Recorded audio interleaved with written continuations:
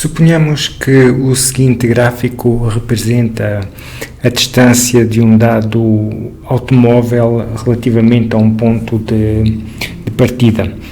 O eixo vertical representa a distância em quilómetros, suponhamos, o eixo horizontal representa tempo e nós só consideramos o gráfico aqui a partir do instante zero.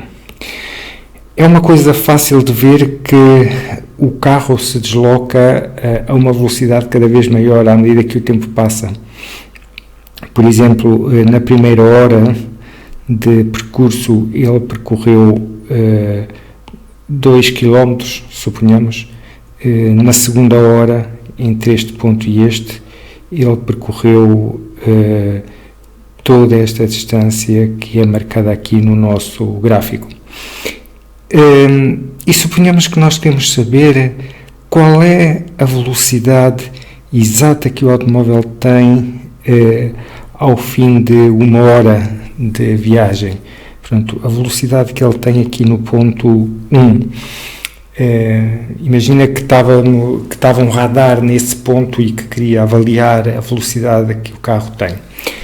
Ora bem, se o percurso do carro for, por exemplo, este que aqui está, o trajeto do carro for este, e este aqui for um instante zero, e aqui for um instante onde o carro está passado uma hora, o que se pode fazer é, para avaliar a velocidade que o carro leva neste instante, colocar uma pessoa aqui neste ponto, colocar outra pessoa aqui, ver qual é a variação de distância ΔD entre estes dois pontos, ver em que instante o carro passa neste ponto aqui, chamemos-lhe um instante T, e a diferença de tempos colocá-la aqui em baixo, e dividirmos a distância percorrida pelo tempo que leva a percorrê-la e termos a velocidade média em km por hora.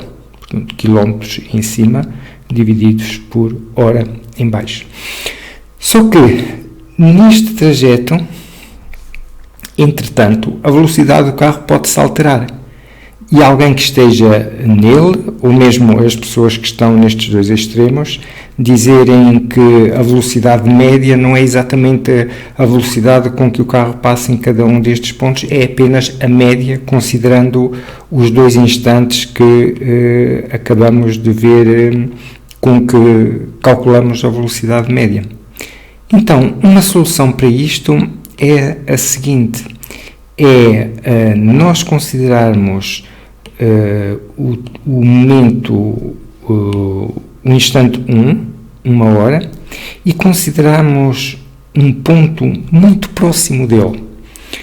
O ponto no qual a gente meça a distância ΔD, muito próximo dele, tão próximo que não dê tempo ao carro de que a velocidade neste intervalo mude.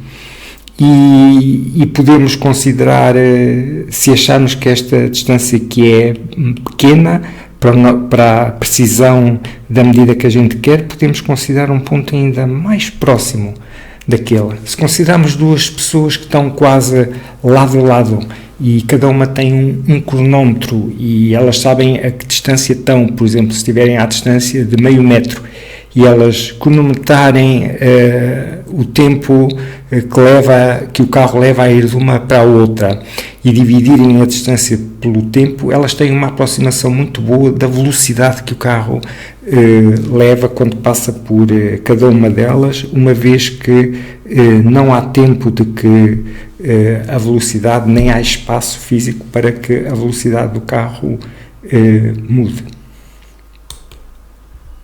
Observa a figura que agora temos. Nós temos a curva que vimos antes, temos ali a verde marcado um ponto sobre a curva correspondente no eixo horizontal ao momento uma hora, ao instante uma hora, e agora nós vamos juntar a nosso gráfico a reta tangente à curva neste ponto. E verifica o que acontece quando nós começamos a fazer um zooming. Repara o que é que está a acontecer no eixo horizontal. Nós estamos a considerar intervalos de tempo cada vez mais pequenos à volta deste instante. O ponto verde representa a instante de 1 hora, um instante 1 hora, e nós consideramos pontos cada vez mais próximos temporalmente deste, portanto, os observadores cada vez mais juntos, e o que tu observas é que a curva se confunde com a reta tangente. E como vimos noutros vídeos, quando o gráfico que nos dá a distância em função do tempo é uma reta, significa que o carro vai aí com velocidade constante. Portanto, quanto mais pequeno for a região em volta do gráfico que representa a distância em função do tempo, quanto mais pequena ela for, mais próximo o nosso veículo está de ter velocidade constante. E o ideal era que os dois observadores tivessem exatamente no mesmo ponto, que não houvesse distância nenhuma entre eles e que não houvesse possibilidade do carro fazer então aceleração nenhuma. Mas como é que nós podemos conseguir uma velocidade se os dois observadores estiverem no mesmo ponto, se não houver distância nenhuma entre eles? Nós vamos conseguir isso usando o operador limite.